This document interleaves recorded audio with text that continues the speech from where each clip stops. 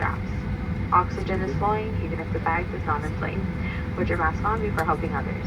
In the unlikely event oxygen is needed on today's flight, remove any face coverings before putting on your oxygen mask. Should you need it, you'll find a life vest with a water-activated light in a pouch under or between your seats. When directed, pull the tab to retrieve the pouch. If there's a strap, remove it from around the pouch. Tear the pouch open, remove and unfold the vest. Slip it over your head, wrap the belt around your waist, and secure it to the buckle in front. Both will be sent to tighten.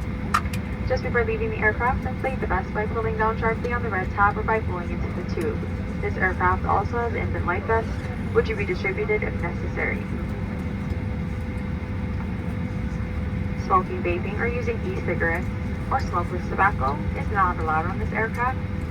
FAA regulations prohibit tampering with, disabling, or destroying laboratory smoke detectors.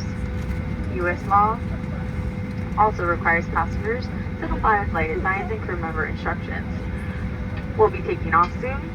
Please bring your seat back up, close your tray table, fasten your seatbelt, and return your headrest to its original position. Food and beverage items must be collected or put away for departure. We'll be coming by to collect any remaining items. Flight attendants, please complete final safety checks and be seated.